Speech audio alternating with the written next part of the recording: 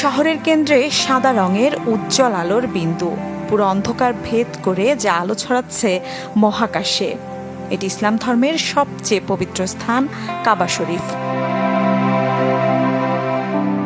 নাসার সাবেক নভোচারী ও অভিজ্ঞ অ্যাস্ট্রোফটোগ্রাফার ডন পেটিটের তোলা চমৎকার এই ছবিটি গেল কয়েকদিন ধরেই আলোড়ন সৃষ্টি করেছে সামাজিক যোগাযোগ মাধ্যমে।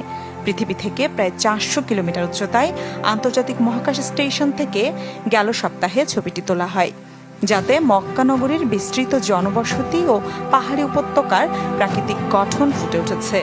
তবে সবচেয়ে আকর্ষণীয় হল মসজিদুল হারাম ও তার কেন্দ্রস্থলে অবস্থিত কাবা শরীফের ঔজ্জ্বল্য।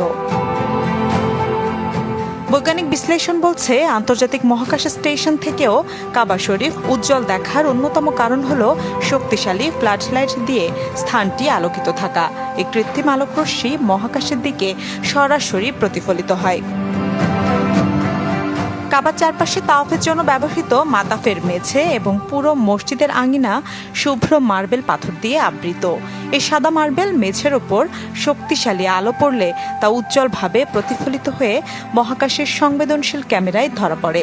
আন্তর্জাতিক মহাকাশ স্টেশনে থাকা নভোচারীরা প্রায়শই লং এক্সপোজার ফটোগ্রাফি কৌশল ব্যবহার করেন।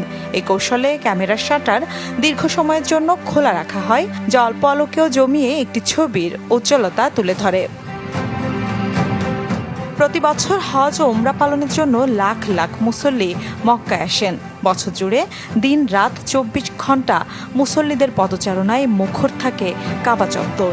নিরাপত্তা ও মুসল্লিদের সুবিধার্থে প্রতিদিন সন্ধ্যার পর থেকে ভোরবেলা পর্যন্ত সোডিয়াম আলোয় কাবা চত্বরকে উজ্জ্বল রাখা হয়, যা মহাকাশ থেকেও এর দৃশ্যমানতার অন্যতম কারণ।